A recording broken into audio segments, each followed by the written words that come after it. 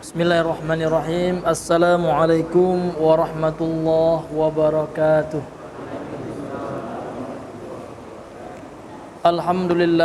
Alhamdulillahi rabbil alamin. Alladzi arsala rasulahu bil huda wa dinil haq liyudhhirahu 'alad dini kullihi walau karihal musyrikun. Ashhadu an la ilaha illallah wahdahu la syarikalah wa ashhadu anna Muhammadan abduhu wa rasuluh. Allahumma salli wa sallim wa barik wa zid wa an'im ala rasulina wa nabiyyina Muhammadin wa ala alihi wa ashabihi wa man sara ala nahjihi wa tamassaka bi sunnati ila yaumiddin. Amma ba'd, faqala Allah ta'ala fil Qur'anil Karim: Ya ayyuhalladzina amanu taqullaha haqqa tuqatih wa la tamutunna illa wa antum muslimun. Bapak Ibu sidang jemaah maghrib yang semoga selalu dirahmati oleh Allah Subhanahu wa taala. Alhamdulillah, segala puji hanya milik Allah Subhanahu wa taala. Marilah kita kembali memuji Allah Subhanahu wa taala yang mana karena limpahan rahmat serta hidayah dari Allah Subhanahu wa taala sehingga pada hari ini, pada malam hari ini, alhamdulillah kita masih dipertemukan oleh Allah Subhanahu wa taala dan masih dikumpulkan oleh Allah Subhanahu wa taala dalam salah satu rumah dari rumah-rumahnya di permukaan bumi ini dalam rangka untuk kembali mengkaji dan membahas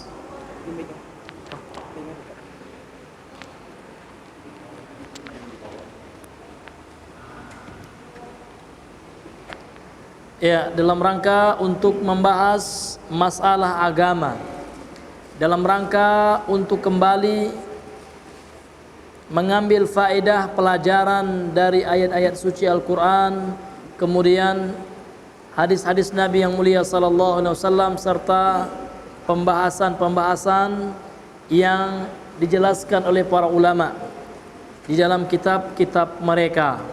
Kemudian salat beriringan salam, marilah selalu kita bersalawat kepada yang mulia Nabi besar Muhammad sallallahu alaihi wasallam.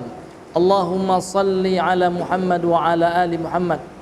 Ya Allah, semoga salat dan salam selalu hendaknya tercurah kepada Nabi Muhammad, keluarganya, karib kerabat, para istri dan para sahabat beliau, serta orang-orang yang mengikuti selalu sunnah beliau hingga akhir hayatnya.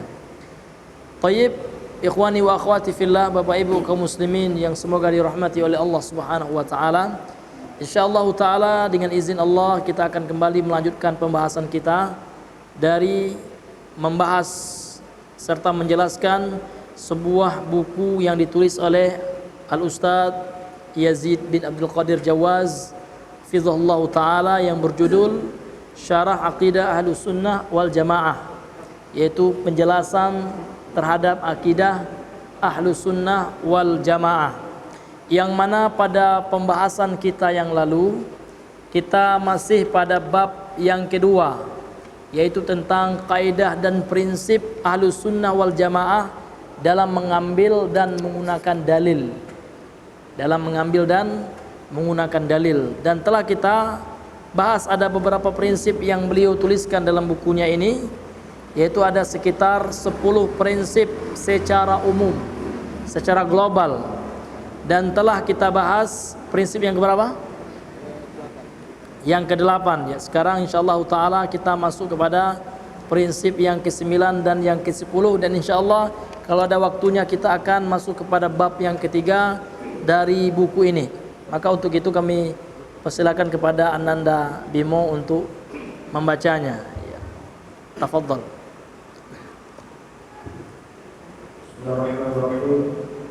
Assalamualaikum warahmatullahi wabarakatuh. Waalaikumsalam warahmatullahi wabarakatuh. Alhamdulillah wassalatu wassalamu ala Rasulillah. Asyhadu an la ilaha illallah wahdahu la syarika lah wa asyhadu anna Muhammadan abduhu wa rasuluh la nabiyya ba'dah. Qala al-muallif rahimahullah ta'ala, kaidah yang ke-9. Kaum muslimin wajib senantiasa mengikuti manhaj yakni metode Al-Quran dan As-Sunnah dalam menolak sesuatu, dalam hal akidah dan dalam menjelaskan suatu masalah. Oleh karena itu, suatu bid'ah tidak boleh dibalas dengan bid'ah lagi. Kekurangan tidak boleh dibantah dengan kelebihan atau sebaliknya. Ya. Kemudian yang ke-9 kata beliau, kaum muslimin wajib senantiasa mengikuti manhaj. Jadi manhaj ini Bapak Ibu yang dirahmati oleh Allah Subhanahu wa taala, maksudnya adalah metode, cara bagaimana seseorang itu memahami Islam. Jadi manhaj, metode, cara memahami agama Islam ini adalah tentu yang telah dijelaskan oleh Nabi yang mulia sallallahu alaihi wasallam, yaitu seseorang itu beragama Islam mestilah Islamnya itu Islam, agama Islam yang dipahami oleh Rasulullah dan para sahabatnya, yang mengikuti Al-Quran dan Sunnah. Kemudian kedua, Al-Quran dan Sunnah ini hadirin yang dimuliakan oleh Allah Subhanahu wa taala, ini dipahami dengan pemahaman para sahabat. Kenapa kita harus mengikuti pemahaman mereka? Yang pertama, karena para sahabat adalah orang yang langsung belajar dengan Rasul sallallahu alaihi wasallam, dan para sahabat adalah orang yang dipuji oleh Allah Subhanahu wa taala. Dan Allah memuji orang-orang yang mengikuti cara beragamanya para sahabat dengan keriduan di sisi Allah Subhanahu wa taala. Yang sering kita sampaikan dalilnya diantaranya adalah banyak sekali dalilnya dari Al-Quran dan Sunnah. Kewajiban kita mengikuti cara beragamanya para sahabat Rasulullah dan para sahabat, karena para sahabat tidak akan mungkin menyelisih Rasulullah, karena para sahabat Nabi SAW adalah orang-orang yang sangat berpegang teguh kepada sunnah Nabi SAW dan orang yang hidup semasa dan sezaman dengan Nabi. Allah Subhanahu wa taala memuji orang-orang yang mengikuti agama atau cara beragamanya para sahabat, sebagaimana firman Allah dalam surat At-Taubah ayat yang ke-100 yang sering kami sampaikan. Kata Allah Subhanahu wa taala, "Was-sabiqunal awwaluna minal muhajirin wal ansar." Dan orang-orang yang pertama kali masuk Islam, para sahabat, dari golongan kaum muhajirin dan kaum ansor. Ini adalah kedua-duanya adalah golongan pada masa sahabat yang berhijrah dari Mekah ke Madinah, namanya kaum muhajirin. Kemudian sahabat yang menetap di kota Madinah yang menyambut kedatangan Nabi dengan keimanan dan dengan ketundukan kepada syariat Nabi, namanya adalah kaum ansor. Jadi kata Allah, orang-orang yang pertama kali masuk Islam dari kalangan ansor dan muhajirin, walladzina taba'uhum biihsan, dan orang-orang yang mengikuti mereka, yakni mengikuti cara beragamanya para sahabat, radhiyallahu anhum, Allah telah ridho kepada mereka, wa radu anhu, dan mereka juga telah ridho kepada Allah Subhanahu wa taala. Kemudian di dalam hadis Nabi sangat banyak sekali. Di antaranya adalah hadis Nabi dari sahabatnya Irbad bin Sariyah, hadis yang sangat masyhur yang diriwayatkan oleh Imam At-Tirmidzi, Abu Daud, Ibnu Majah dan lain-lain. Ketika Nabi menjelaskan akan terjadi perpecahan di akhir zaman, Nabi memberikan solusi. Kata Nabi SAW, "Fa'alaikum bisunnati." Maka wajib kalian berpegang teguh dengan sunnahku, Al-Quran dan Sunnah. Wa sunnati khulafa'ir rasyidin al-mahdiyyin min ba'di, dan sunnahnya para khulafa'ir rasyidin dan sunnahnya para sahabat. Karena khulafa'ir rasyidin dalam hadis itu adalah para sahabat ridwanullahi alaihim ajmain. Maka wajib kita mengikuti cara beragamanya mereka.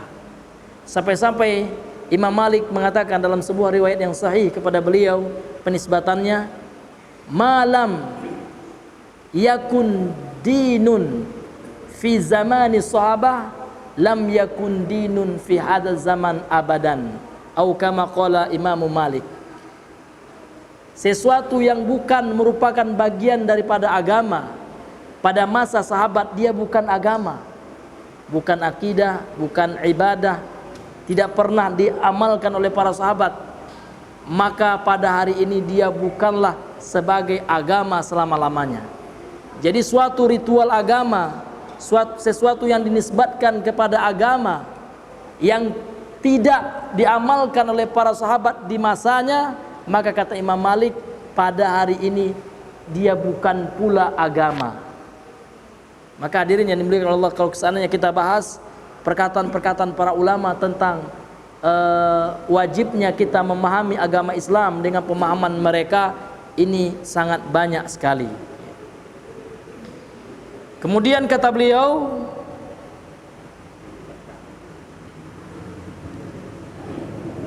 dalam hal akidah dan dalam menjelaskan suatu masalah. Jadi dalam masalah akidah, dalam menjelaskan suatu masalah, dalam menolak sesuatu, maka wajib kita mengikuti metode caranya para sahabat. Dan dalam seluruh prinsip agama, hadirin yang dimuliakan oleh Allah Subhanahu wa taala. Oleh karena itu, suatu bid'ah tidak boleh dibantah, dibalas dengan bid'ah yang lain atau bid'ah lagi. Ini adalah suatu hal yang telah disepakati oleh para ulama. Kemungkaran tidak boleh dihilangkan atau dicegah dengan cara yang mungkar. Al-munkaru la yungkaru bil munkar. Ini adalah suatu kaidah, suatu prinsip yang telah disepakati oleh para ulama. Suatu hal yang mungkar tidak boleh dicegah dengan yang mungkar. Ya, apa contohnya itu, Pak? Contohnya adalah, ya, contohnya minuman keras. Ya, ada orang meminum minuman keras, ya. Maka untuk mencegah orang meminum minuman keras itu, maka ya kita melakukan perbuatan mungkar yang lain, atau kita kasih dia, ya, racun misalnya, Pak, ya. Ya, ini tentu tidak diperbolehkan. Apapun yang namanya kemungkaran, ini tidak boleh dihilangkan dengan cara yang mungkar. Ini suatu hal yang telah disepakati oleh para ulama kita. Kekurangan tidak boleh dibantah dengan berlebihan dan sebaliknya. Ya, sesuatu yang salah, ya, jangan kita bantah dengan hal yang berlebihan. Misalkan, ya, ada orang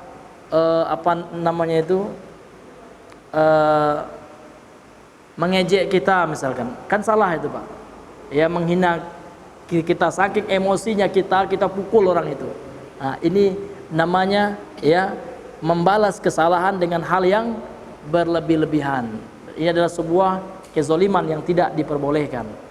Ini adalah hal yang disepakati oleh para ulama. Ya, lanjut, ah. Kaidah yang ke-10, setiap perkara baru yang tidak ada sebelumnya di dalam agama adalah bid'ah. Setiap bid'ah adalah sesat dan setiap kesesatan tempatnya di neraka. Rasulullah sallallahu alaihi wasallam bersabda, "Kullu bid'atin dhalalatun wa kullu dhalalatin finnar." Setiap bid'ah adalah sesat dan setiap kesesatan tempatnya di neraka. Allah Subhanahu wa ta'ala berfirman, "Am lahum syuraka'u syara'u lahum minad dini ma lam ya'zam bihi Allah, wa laula kalimatul fasli laqudiya bainahum, wa inna adh-dhalimina lahum 'adzabun alim." Kemudian prinsip yang ke-10 adalah setiap perkara baru yang tidak ada sebelumnya di dalam agama adalah bid'ah. Hal ini adalah berdasarkan sabda Nabi sallallahu alaihi wasallam di dalam hadis sahih Muslim. Kata Nabi sallallahu alaihi wasallam, "Iyyakum wal muhdatsatil umur."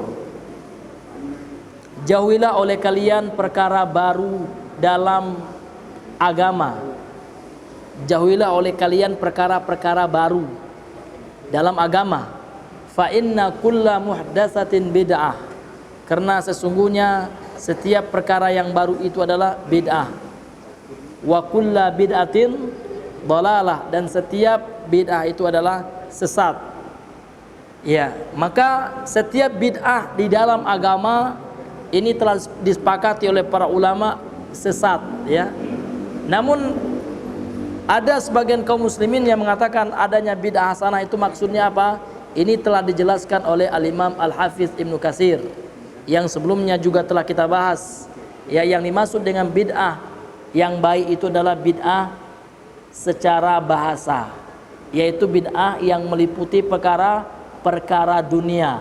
Contoh, ya, karena memang hukum asal dunia itu perkara yang bukan masalah ibadah, bukan masalah agama, hukum asalnya itu diperbolehkan.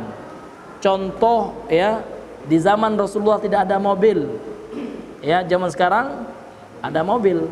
Jadi mobil bid'ah dong. Naam, iya bid'ah, namun secara bahasa bid'ah, namun bukanlah bid'ah yang dikatakan yang dilarang secara syariat.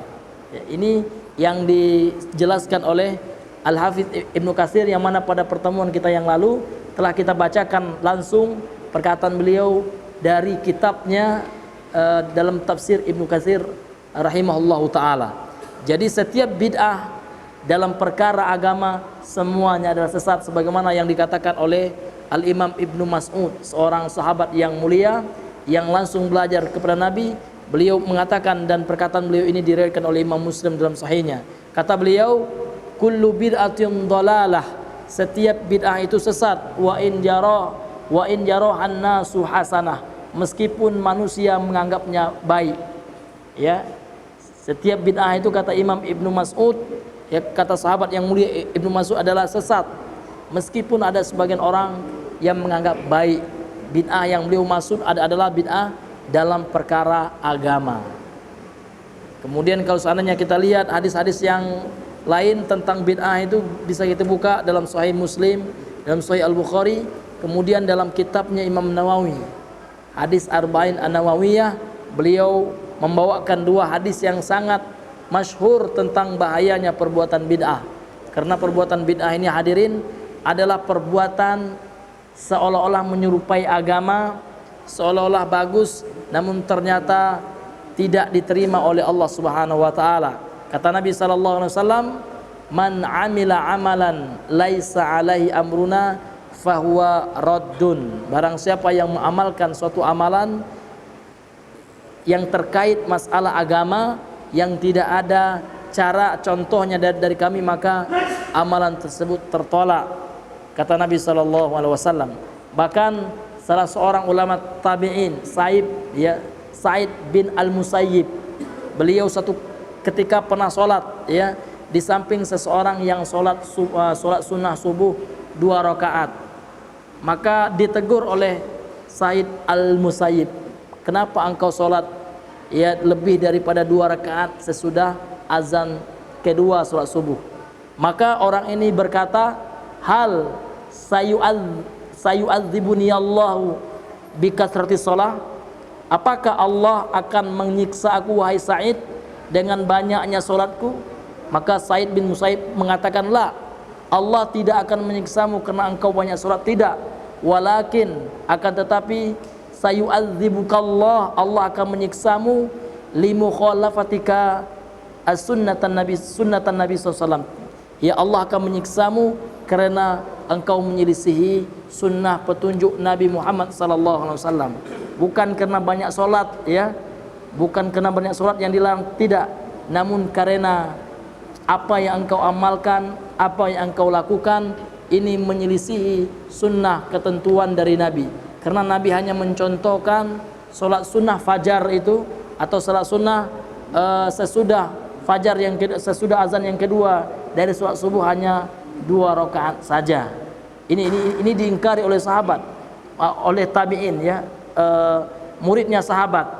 Imam Sa'id Al-Musayyib ini adalah kisah yang sangat masyhur, yang sangat terkenal, bagaimana para sahabat mengingkari perbuatan bid'ah.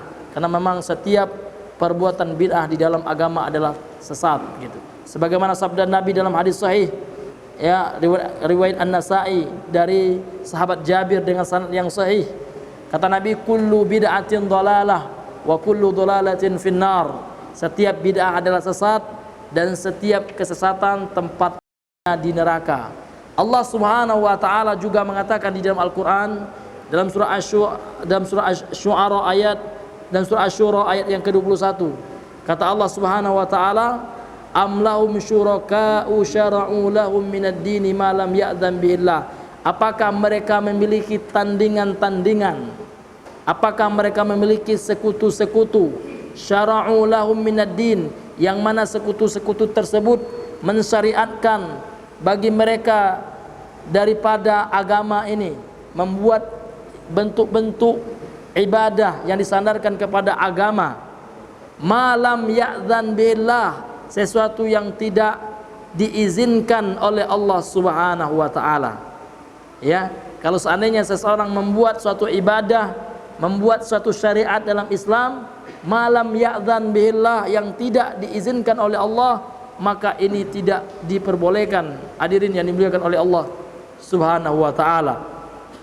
Bahkan kalau seandainya seseorang meyakini ada selain Allah, ada selain Nabi Muhammad yang berhak membuat syariat, ya, membuat ritual baru, ini bisa menjatuhkan ke dalam perbuatan kesyirikan, hadirin yang dimuliakan oleh Allah Subhanahu wa taala. Ya, sekarang kita masuk kepada bab yang ketiga. Alhamdulillah kita telah menyelesaikan 10 ya kaidah prinsip Ahlussunnah wal Jamaah di dalam menetapkan atau di dalam mengambil menggunakan dalil, ya. Sekarang kita masuk kepada bab yang ketiga, yaitu tentang penjelasan sebagian kaidah dalam mengambil dan menggunakan dalil, ya. Penjelasan sebagian kaidah dalam mengambil dan menggunakan dalil, dan ini sangat penting, sangat urgen sekali kita mengetahuinya, sehingga kita tahu, ya, bagaimana prinsip Ahlussunnah wal Jamaah, bagaimana prinsipnya Ahlussunnah wal Jamaah di dalam menggunakan dalil-dalil syar'i dalam menetapkan akidah mereka. Ya, silakan akhi. Bab yang ketiga, penjelasan sebagian kaidah dalam mengambil dalil, dalam mengambil dan menggunakan dalil. Penjelasan kaidah kedua, setiap sunnah yang sahih yang berasal dari Rasulullah Sallallahu Alaihi Wasallam wajib diterima walaupun sifatnya ahad. Hadis ahad adalah hadis yang tidak memenuhi syarat-syarat hadis mutawatir atau tidak memenuhi sebagian dari syarat-syarat mutawatir. Para ulama umat ini pada setiap generasi, baik yang mengatakan bahwa hadis ahad menunjukkan ilmu yakin maupun yang berpendapat bahwa hadis ahad menunjukkan dhon, mereka berijma' atau bersepakat atas wajibnya mengamalkan hadis ahad. Tidak ada yang berselisih di antara mereka kecuali kelompok kecil yang tidak masuk hitungan, seperti Mu'tazilah dan Rafidhah. Ya. Ya, jadi pada bab yang ketiga ini hadirin yang dimuliakan oleh Allah Subhanahu wa taala adalah penjelasan masih ya menyempurnakan penjelasan yang sebelumnya, yaitu penjelasan kaidah yang kedua. Setiap sunnah yang sahih, ini kaidah yang harus kita pahami. Setiap sunnah yang sahih, kata beliau, yang berasal dari Rasulullah sallallahu alaihi wasallam wajib diterima walaupun dia adalah hadis ahad, walaupun sifatnya ahad.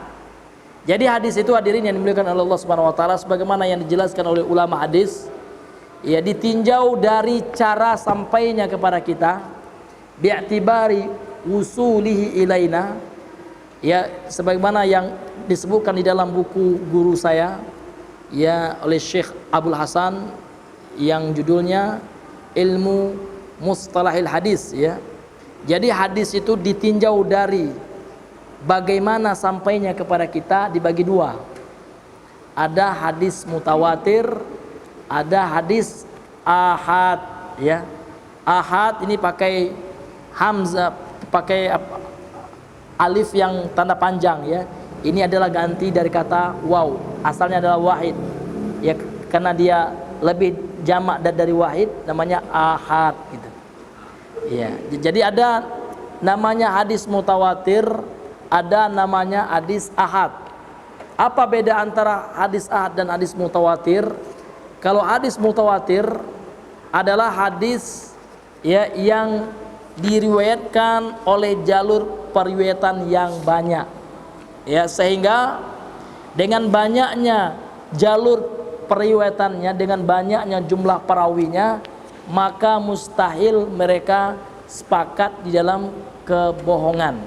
Sehingga hadis mutawatir ini adalah hadis yang telah disepakati oleh seluruh ulama, baik itu ulama ahli hadis maupun fuqaha, ulama ahli fikih, bahwasanya hadis mutawatir adalah derajat ataupun kedudukan tingkatan hadis yang paling kuat. Ini hadis mutawatir, dan dia menghasilkan keyakinan 100%. Sehingga hadis mutawatir itu, hadirin Bapak Ibu yang dirahmati oleh Allah Subhanahu wa taala, ini tidak dibutuhkan lagi ilmu tahqiq, ya, ilmu takhrijil hadis. Tidak butuh lagi kita periksa sanadnya, siapa perawinya, si fulan ini berguru kepada siapa, bagaimana biografinya, tidak perlu lagi, ya. Karena yang namanya hadis mutawatir ini langsung diamalkan karena memang perawinya sudah banyak yang meriwayatkannya. Ini hadirin yang dimuliakan Allah Subhanahu wa taala. Sedangkan hadis ahad adalah hadis yang tidak memenuhi persyaratan kriteria hadis mutawatir, ya, sebagaimana juga yang dijelaskan oleh penulis di sini. Hadis ahad adalah hadis yang tidak memenuhi syarat-syarat hadis mutawatir, ya, kurang perawinya, ya, kurang perawinya, atau tidak memenuhi sebagian dari syarat-syarat hadis mutawatir. Ya, karena syarat-syarat hadis mutawatir perawinya itu harus melebihi perawi hadis ahad. Hadis ahad sendiri seperti yang sering saya sampaikan, dia dibagi menjadi 3, hadirin. Dan ini telah ma'ruf di kalangan ulama hadis, ya. Hadis ahad dibagi 3. Yang pertama namanya adalah hadis gharib, hadisun gharibun, hadis gharib. Apa yang dimaksud dengan hadis gharib? Adalah hadis yang perawinya itu adalah satu-satu saja, ya. Mulai dari tobaqoh, tingkatan perawi yang pertama yang mendengarkan kepada Nabi, misalkan hadis Umar bin Khattab, ya, dia sendiri yang mendengarkan dari Nabi. Umar saja, Abu Bakar tidak, Utsman tidak, Ali tidak, Tolhah tidak, Anas bin Malik tidak, Abu Hurairah tidak, ya kan, ya. Kemudian sahabat-sahabat yang lain tidak, cuman dia sendiri yang mendengar dari Nabi. Kemudian dia meriwayatkan Nabi ini bersendiri. Dia sendiri yang meriwayatkan hadis ini kepada misalkan tabi'in, ya. Kibarut tabi'in, ulama besar di kalangan tabi'in yang bertemu dengan sahabat. Dia sampaikan hadis ini kepada kibarut tabi'in, dan kibarut tabi'in yang mendengarkan hadis itu sendiri juga. Sehingga sanadnya sendiri satu-satu sampai dengan pengumpul hadisnya, seperti dikeluarkan oleh Imam Bukhari, Muslim, Ibnu Majah, Tirmizi, Nasai, ya, sampai kepada pengumpul perawi hadis, ya, satu-satu saja. Ini hadis gharib namanya, Pak. Kemudian yang kedua, ya, hadis masyhur. Hadis masyhur ini adalah 2 yang mendengarkan dari Nabi. Misalkan Umar bin Khattab, ya, Umar bin Khattab dan Utsman misalkan. Kemudian mereka berdua juga meriwayatkan hadis ini kepada perawi selanjutnya. Dua sampai kepada pengumpul hadis. Kemudian yang terakhir hadis aziz namanya. Kalau hadis aziz ini 3, ya Pak, 3 sampai kepada pengumpul hadis. Jadi gharib, masyhur, aziz. Nah, ini pembagian hadis ahad. Jadi hadis ahad ini bagaimana kedudukannya? Maka kalau seandainya hadis ahad ini sahih, makanya para ulama hadis, para muhaddisun, ya, para ahli hadis, mereka kembali mengecek, ya, setiap perawi hadis ahad itu, ya kan?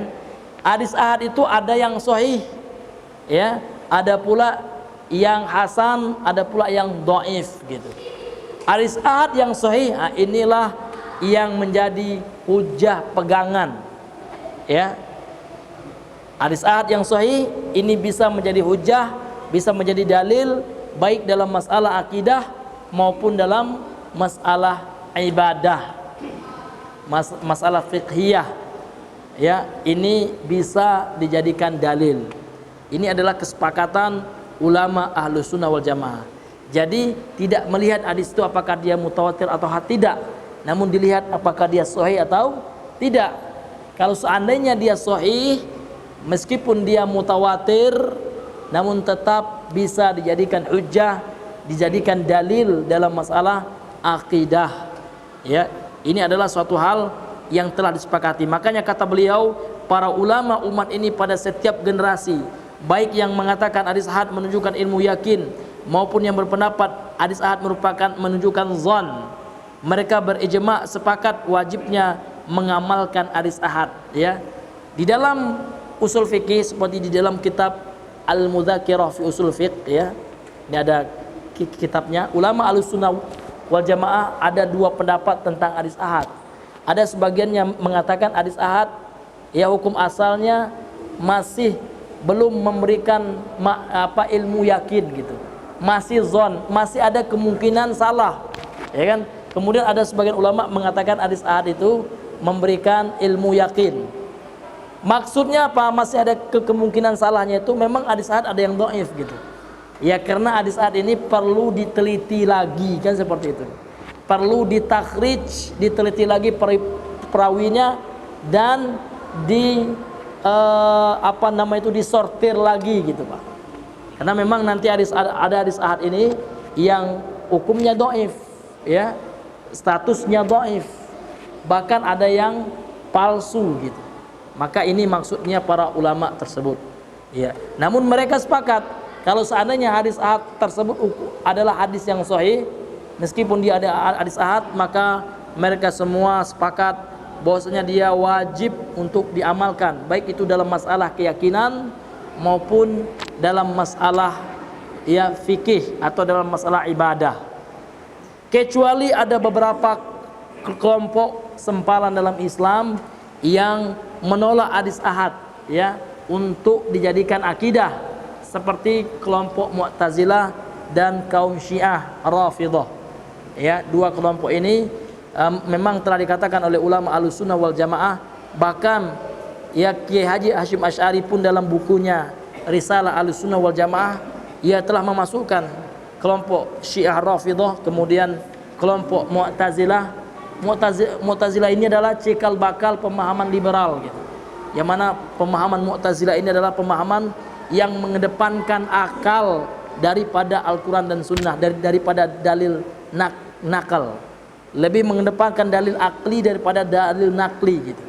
Makanya ulama Ahlussunnah mengatakan di sini letak kekeliruan dan kesalahan daripada kelompok Mu'tazilah tersebut. Ya. Sudah masuk waktu? Iya, karena waktu Isya telah masuk. Mungkin ini saja yang bisa kami sampaikan. Billahi taufiq wal hidayah. Subhanakallahumma bihamdika asyhadu an la ilaha illa anta astaghfiruka wa atubu ilaih. Assalamualaikum warahmatullahi wabarakatuh.